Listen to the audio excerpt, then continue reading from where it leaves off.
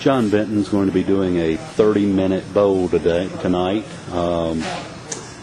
He's going to attempt a 30-minute bowl at least, from start to finish, all the way through to actually finishing the bowl. So we'll see what he does.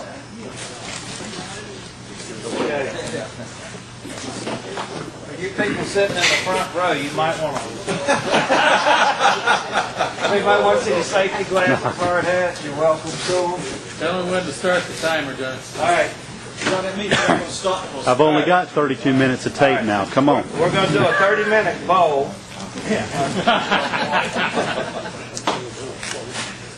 Really, I didn't have the right wood to do this with, so this is really going to be turning in the blind in the experiment. Unfortunately, Bill wasn't able to do his demonstration, so at the last minute, I'm going through what I had in woods, and I had ordered some big leaf maple burls to do demo with. Of course, they're 6 months old, and they cut pretty good. And what I want to try to show you is some shortcuts. I know when I started turning, and after I started turning for a long period of time, just having the time to turn and finish a piece, especially if it's green. You didn't want to start something and you didn't have time to finish it. You go back and what you turn's all wobbly and warped and or cracked. And our time's precious, and I know we're limited to our turn time. So I started thinking, well, what can I do for shortcuts? So I started experimenting different techniques, different things, and they seemed to work for me pretty good. So I'm going to try to share some of these shortcuts with you tonight to show you how you can trim down some of your time, so what time you do have to turn, you can probably start to finish. And one thing I hate to do is sand, so I tried to say, what can I do to eliminate sanding? So once I got through turning, I have different tools here that are scrapers that you can use, practice with them, and you can scrape your finishes pretty good. If you do sand, it's a platter. I showed Sharon, and this I learned from Bruce, is I took a board and I put my sandpaper on it. So instead of sanding small spots, I just turned the lathe on, stuck the board up there on my tool rest, set it high, and it just cleaned the piece up real quick. So if you have a flat surface, that's a good way to sand. The skew chisel, which Bill, you're the master of the skew. I can't use it as eloquent as you can, but I sure can scrape with one. And you can clean up a lot scraping with the skew chisel. When you start out, it doesn't have to be pretty. You just want to hog out the waste and spend your time on your finished cuts. And keeping your tools sharp is the secret to that. And it doesn't take many finished cuts, and your tools fairly dull. I found one that was a very unusual grind. Before I start, I'm going to pass this grind around. That was a grind that was showed to me by Chris Ramsey. And it goes inside of a bowl, and you can make one pass and just pretty much clean it out. Guaranteed not to catch. So he takes the corners off. It's rounded. It's got a little fine angle on it. And it does a real good job of cleaning out the inside of a bowl. And that seems to be the hardest place when you're going in and you get about 2/3 down and you say, uh-oh, what do I do now? And if you can get that one pass going through that bowl, you'll get a lot smoother cuts. You don't have as much sanding, so that's one thing to practice, is to try to come on through with one cut inside the bowls. And that's probably the hardest thing I had to learn. Texturing is really popular now, and if you clean and scrape, they have all these texturing tools that you can do. Sorby's got some that are very fast, and you've got spiraling tools. So think of texturing some of your pieces. It brings out the burls and colors of the wood, and then if you have different grain tones in it, it really accents it by texturing it. If you have a large air compressor such as this one,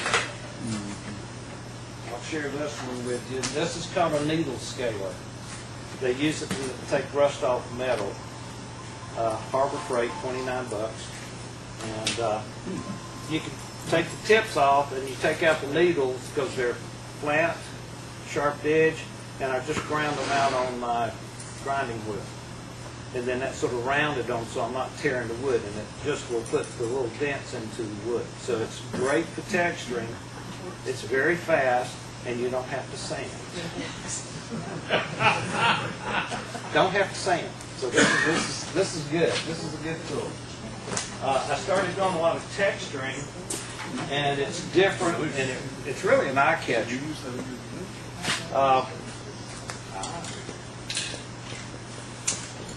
Some of the finishes I use, if it's a small inside of a bowl, you can use the friction polish, and it's a mixture of a good wax and like a shellac, I think it is. And it's good for polishing pins, but if you're texturing, you really don't need that gloss on the outside. Sanding sealer does wonderful. And you can shoot a coat or two or sand it so that this thing's dry in a minute. And you're done. You can wax it. I have a buffing wheel on the drill. If I rub a paste wax on it, I grab my drill, buffing wheel, and zip, it's done. And it's shining. If you have a piece that is colored or an Osage orange, Krylon makes really a good one. And it's you can get gloss. I like to start everything out in gloss, but you might not want a gloss. And when that piece down there is finished, it will not have that gloss on it, because you can go over the gloss with a matte or semi-gloss and take that sheen off. Steel wool takes it off, but you can tone it down. The Krylon supposedly has a UV resistant chemical in here, so it will help filter out the sunlight that fades. So it's a UV protector, so that's really good in keeping the colors of your wood, and it goes on pretty fast too. The finishing part, usually you spend more time finishing and sanding than I did, and I still do at times, than I do turning. So any ways that you can speed that process up, so about the combination of the texturing, something fast with your finish, you can really get a piece turned and pretty much be done with it, or at least have it protected to where you can go back if it's really green to keep it from cracking and warping. The green wood, like the Osage orange, I turned it and it's moving overnight. The wood is shrinking.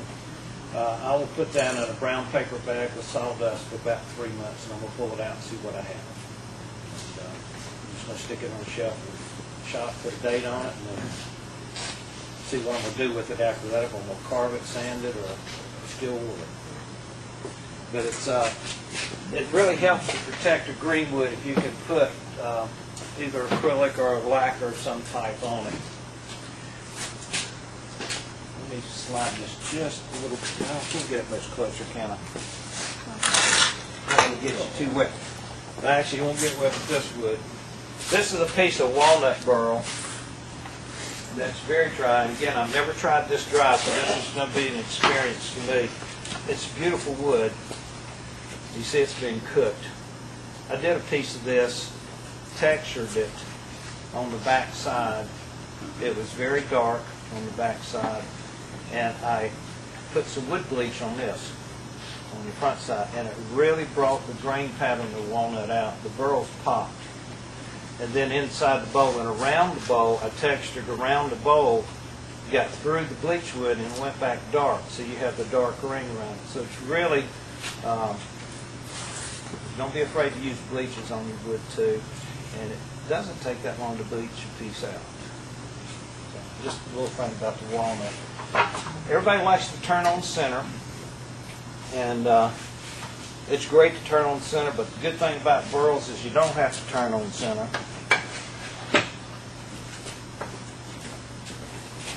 Thank you, sir.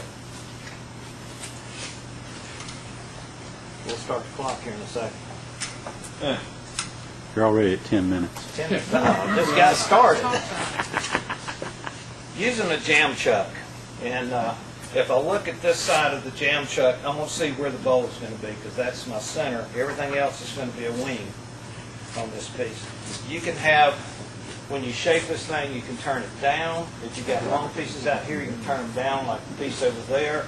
or if they're up, you can flip them up. So you can change the movement on the face of a burl.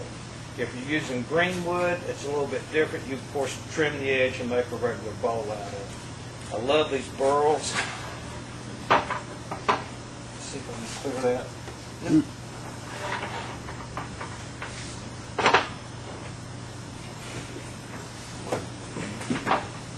This is going to be an aggravating burl. All right. Before we get started, safety glasses or face shields a must. And always check your lathe, make sure your belts and everything's fine. So, especially the Powermatic, I did have the tension off one time and caught that, and I also had one that was a frayed belt. And we had a little situation with John Campbell with one of their lathes where the belt actually changed speeds. It jumped. And I had a big chunk of maple on there, ambrosia maple. And when it's jumped, it went to the high speed. And any of you are in the woodworking shop of the old one, and you see the hole. It's in the ceiling. And that's where it came from. It was that maple going launching on me, because it sped up that bowl and it just exploded. So be very, especially around a strange lathe, be very careful with what you're doing. And check everything out real good. Make sure you get the proper tension on your belts and check them out with right. It's fun. It's what it was, but no, it does not look like it. Spin it one more time. What's that now? Spin it one more time before you start. It's close. It's what now? It's close. Oh, it is close. Okay. You can jam chuck. A lot of people put a face plate to start a piece, and which is the safest thing to do. And if you have time, I recommend that. But if you're trying to knock a piece out fairly close, you got the pressure jamming. It's not going to go anywhere. This breaks off, you got a little issue, but then you cut your tool rest. That's why I gave you the hard hat to sit in front of me and take this thing. That's the launch on it here.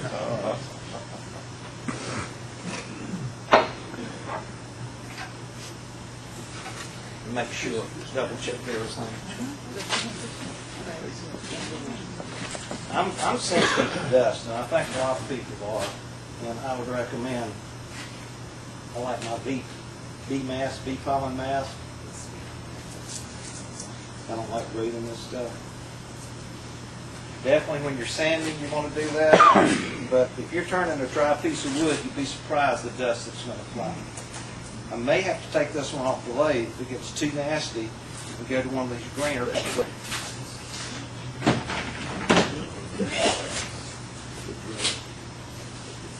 If you like your knuckles, wear gloves. And even taking a chuck off, sometimes you can do a finger in, can't you, Sharon? Tried to be cool and reach over and get my duct tape, but it didn't work. So always put your gloves on. All right, we ready to start this thing? What I want to try to do is establish a foot, establish the bottom. Once I get my foot on here, flip it and chuck it. If you have a variable speed lathe, you want to start at the slowest speed, get where you're comfortable. If you start wobbling like that, you're going to back it off until you get it in round. All right, let's go. Let's have some fun. We'll try to get this section where I get my foot established on this piece.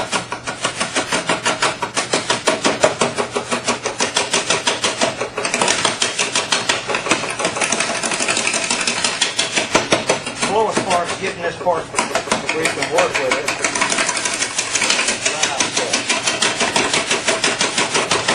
Rough and gouge is a good tool to use. I like to keep it down here at my side.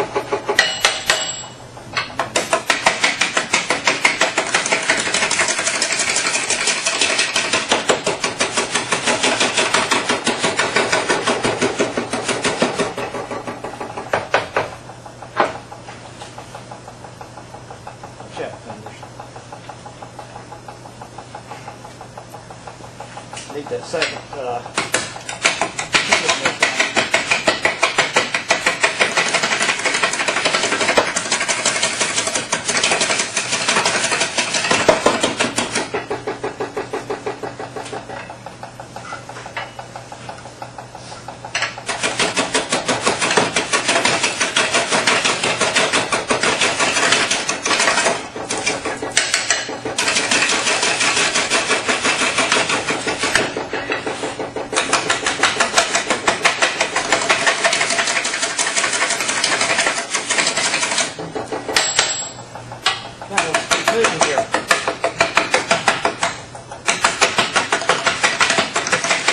try to check the bowl.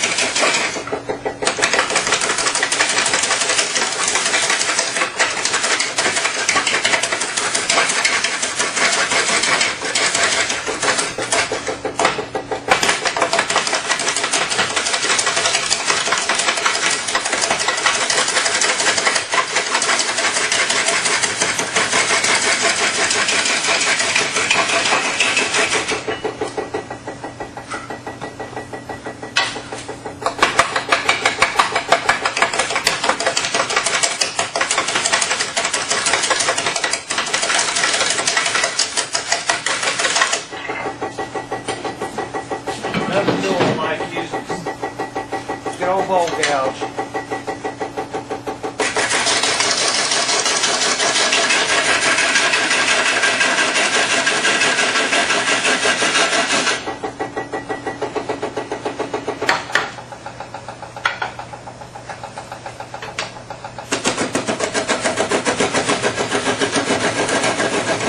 Try to get this foot cut smoothed out so I've got a bottom on it. A back cut here when you go in.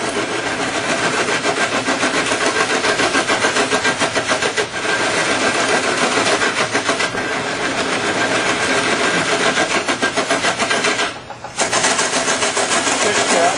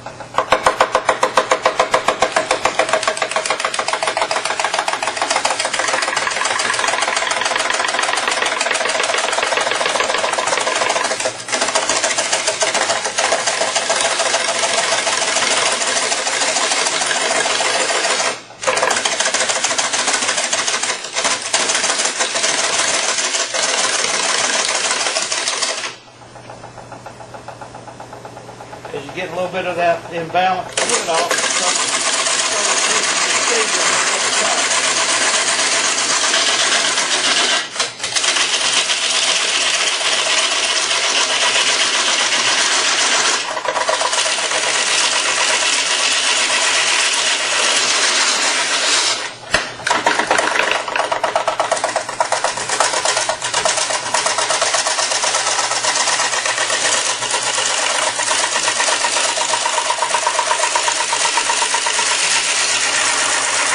Get more of a smoother finish cut.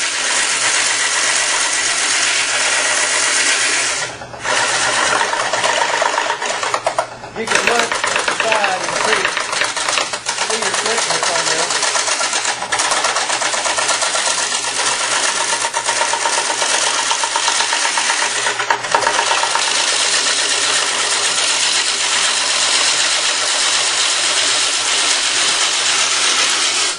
Usually I like to clean up before going any further.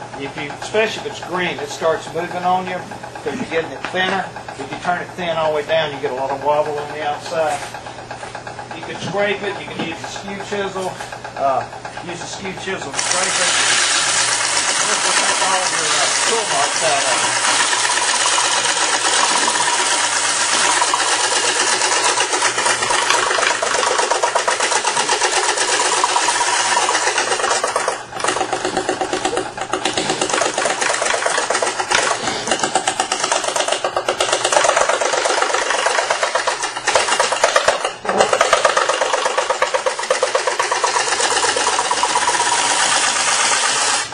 Cleaned up as you're going in. I'll show you where we're at on this thing. You're almost through this wing part. I've still got it fairly thick. I'll probably take it down a little bit more. It might be thicker on the inside. All right, we'll take her down a little bit more.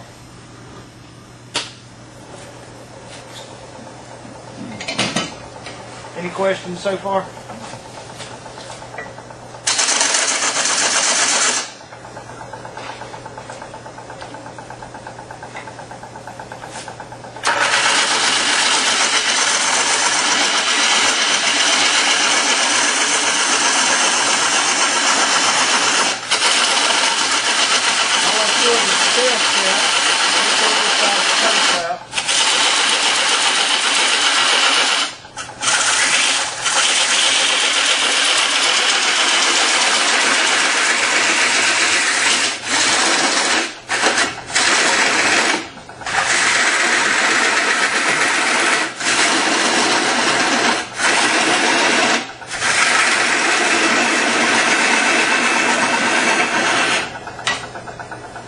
Start shaping this bowl.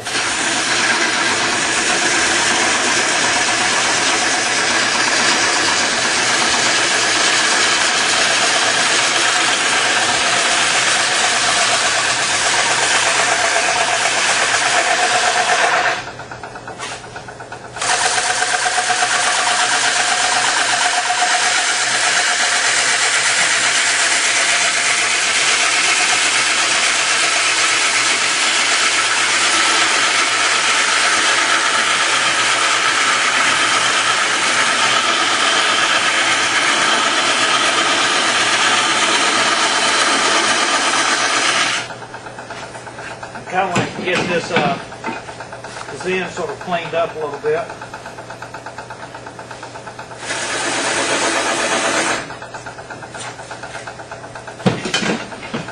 Little detail gouge here.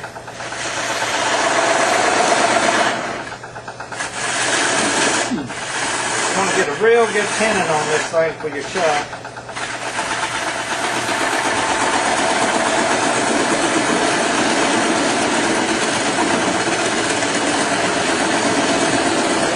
Sure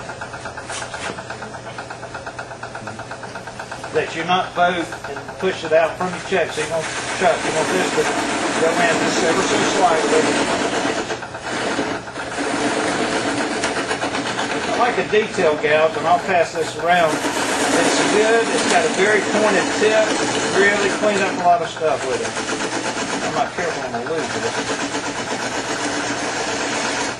Let me make sure I got a good tenon on here before I go any further.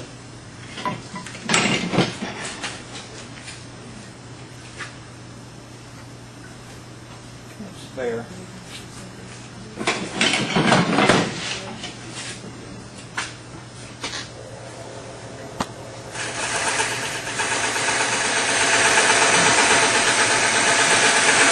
You really need a good flat shoulder. And I like to take mine in just a little bit.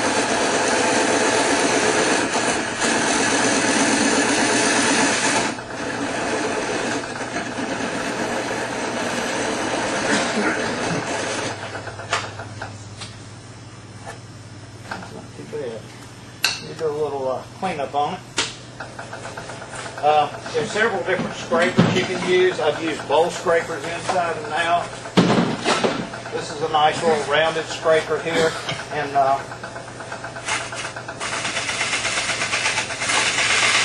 Q-tip works great. When you have a scraper, you have a burr on it that's doing the cutting and cleaning.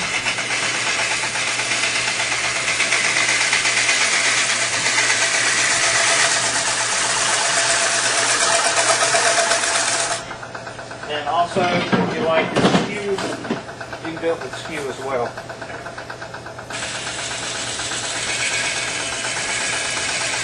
Just be careful not to get your tip engaged on it. This saves a lot of sanding if you just take a little scraping. And most woods are open to scraping.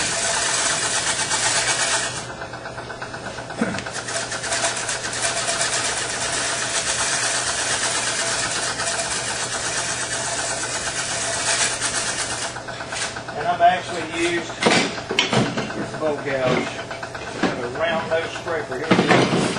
I've actually used this if you're getting into a little radius area that's tight.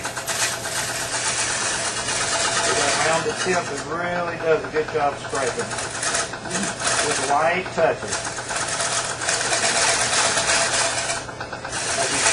do a good job scraping this, you really don't have that much sanding to do.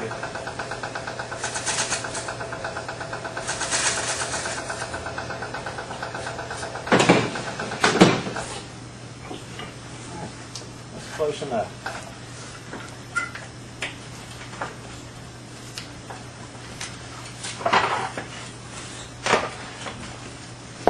You got your chuck in place, you just flip her around.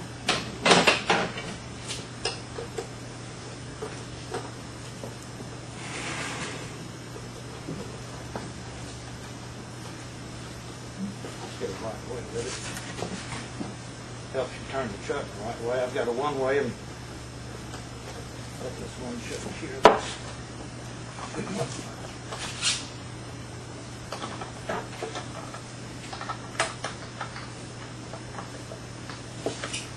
Hey, John? Yes, Hey, quick question. When you're putting into a chuck like that, yes. it should touch the bottom of the chuck, correct? I mean, it shouldn't bottom out. No. No. When you're against the shoulder that you It should go against this flat shoulder. You don't want it touching inside. Okay, just up against the flat Just shoulder. just the flat shoulder. That's what's gripping. That's what's keeping this thing straight. It's important. You've got that flat, and it's important the outside edge is smooth on your chuck. So periodically, you want to take a little sandpaper, get it real fine, and keep it smooth and clean, just like your tool rest. That's hot. But that's what keeps it straight. If you hit the bottom, you're riding on the bottom, you're gonna get movement in it.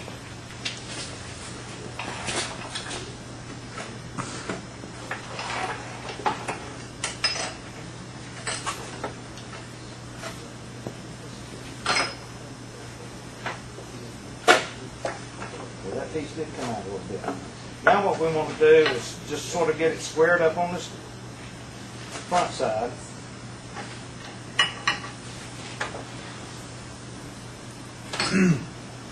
Even though I've got it in the chuck, never hurts to be safe. Keep that thing tightened up there. Use it as long as you can. That's your friend right there. It'll keep you out of trouble a lot of times. You don't have a split personality.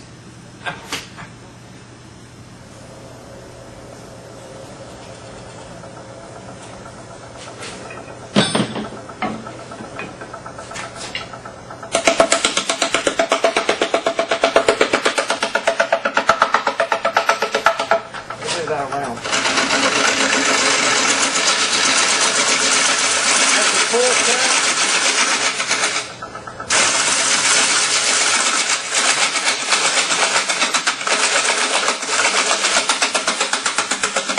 Almost your shearing company full of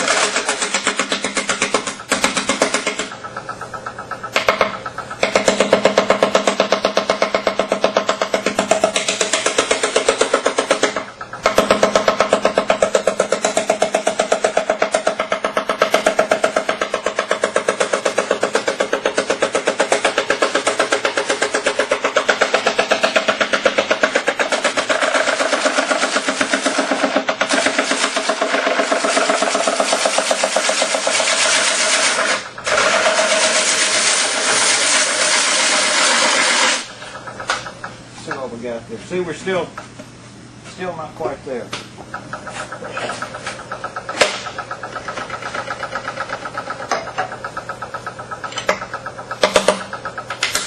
If you look down the side, you'll see the thickness is better.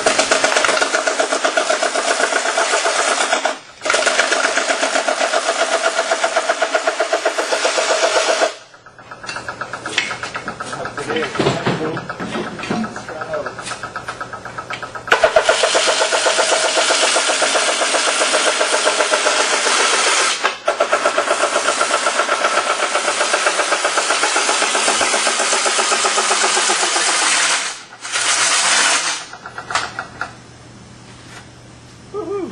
Come down here.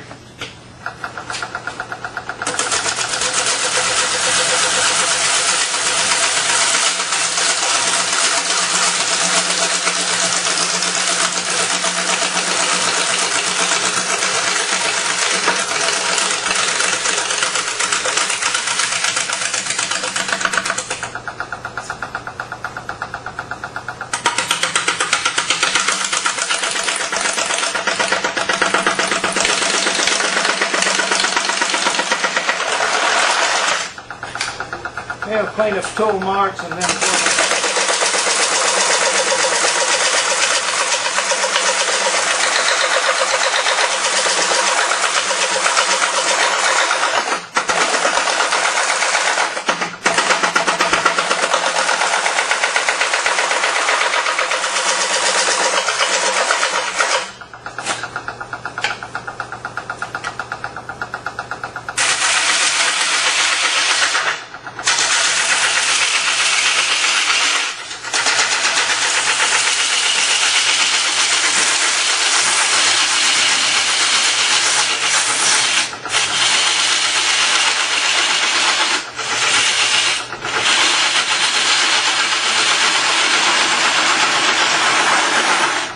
okay. Pretty much got your rim established. That's going to take a little sanding. I got a little bit thin there. Now comes the cheater tool. I hate cutting out a bowl. This is a monopoly.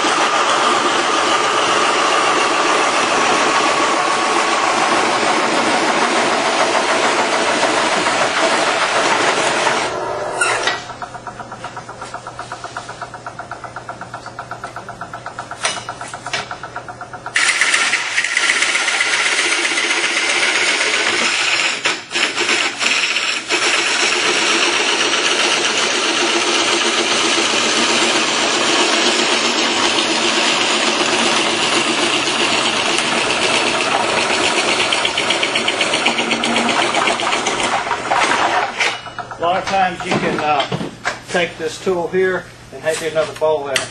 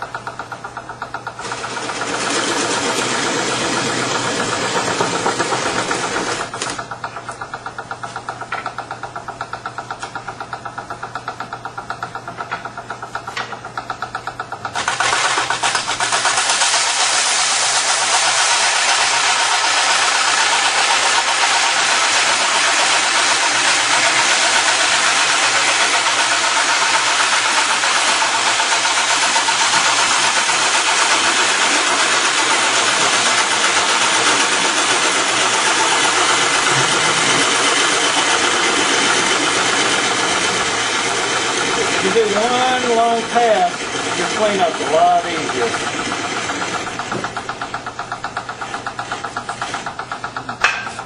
Whew, the plastic's fogging up.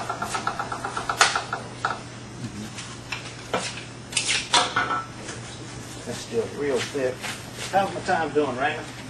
Am I over my 30 yet? 21 minutes, 48 seconds. All right. That's for real, huh? I was going to be nice.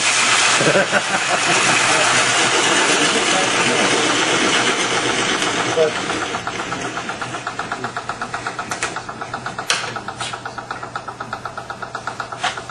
normally you want to take time to measure this. It says I've committed to 30 minutes. Wait, this is one that might be a 2 feet long. Classic funnel. Classic funnel. My favorite tool. Take my glasses off.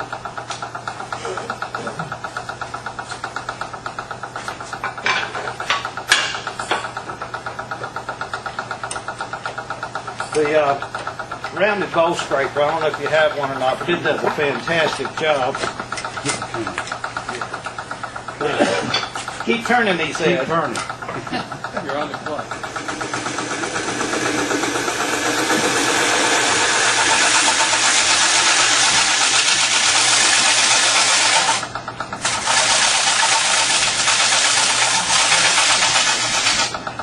That really does a good job of cleaning out the inside of the bowl. All right, let's go a little detail in a second.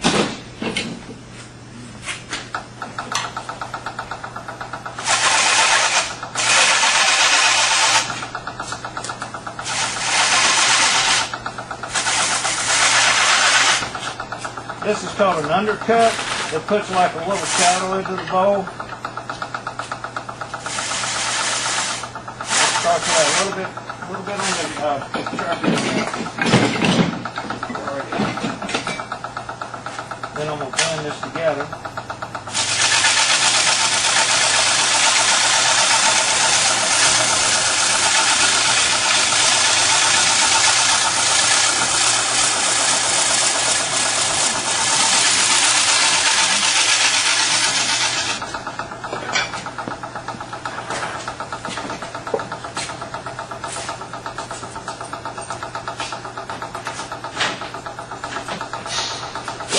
Next favorite tool.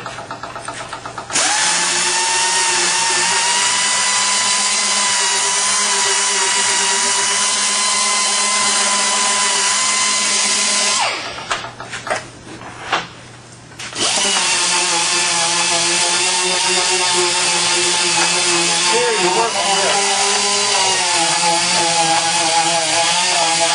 Now get your slow motion out of it.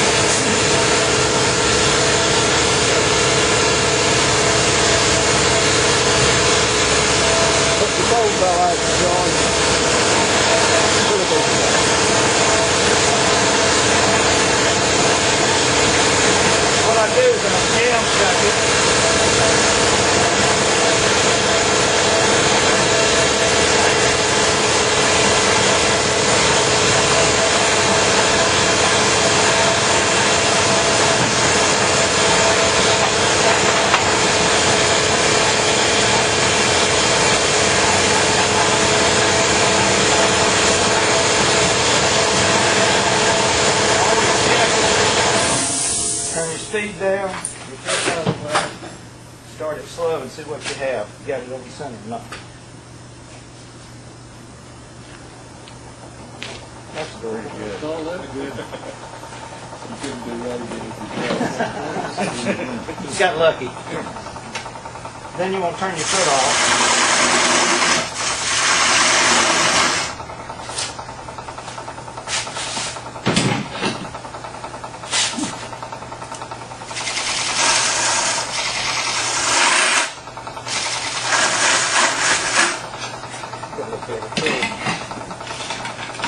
I like tools.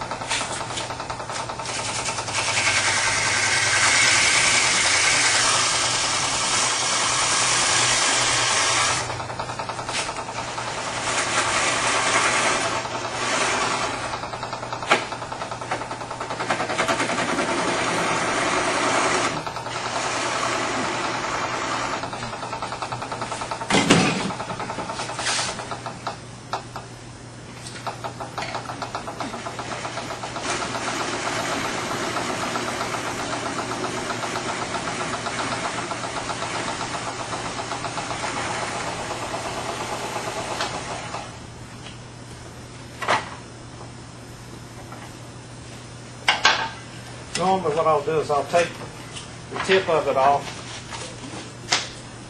30 minutes. That's perfect. I keep forgetting I don't have electricity. I'm still not quite through with it. Where you got power? I got power right here. All right. Took a little over 30.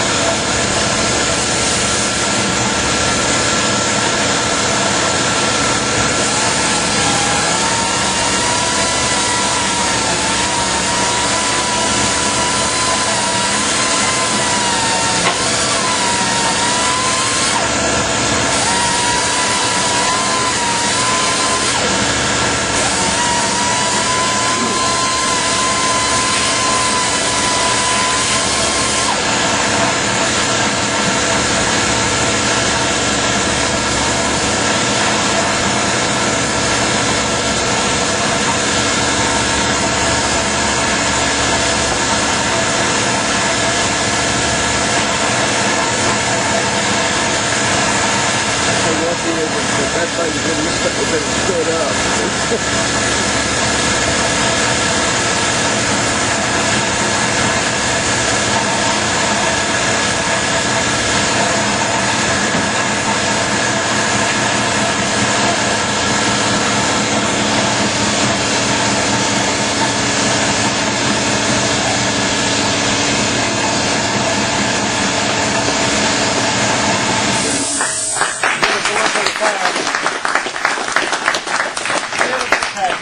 Now, if I wasn't trying to do it in 30 seconds, I'd take at least an hour to make this piece, but just to show you what you can do in a hurry, and I'll do a little more sanding and a little more measuring.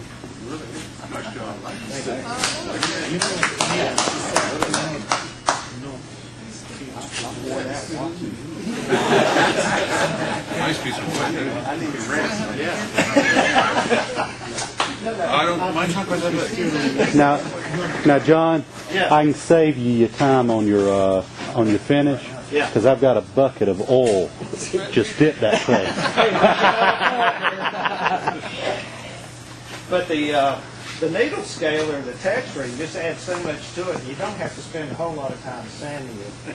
And the finish soaks in. I mean, it's sweet. How big a compressor do you have? You gotta learn to wrestle though, it looks like. You really need one that big? It takes nine CFMs at 60 pounds to run a needle scaler. I think you can operate it on less than that. I have run it at 60 PSI.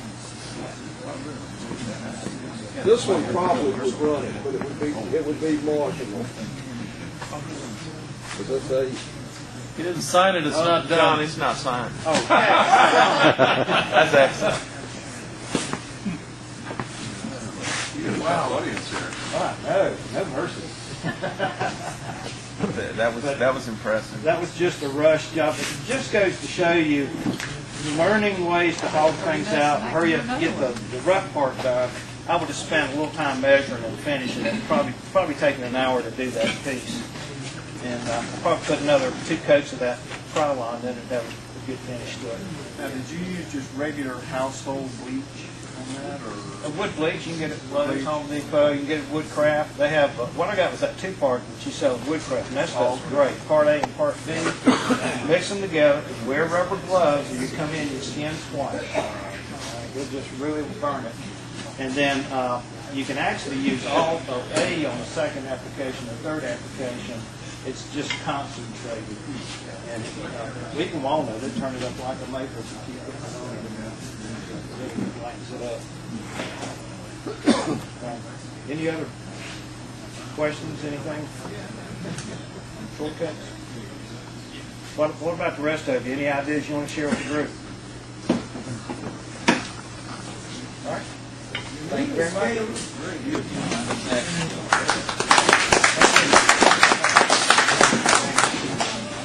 30-minute bowl with John Benton.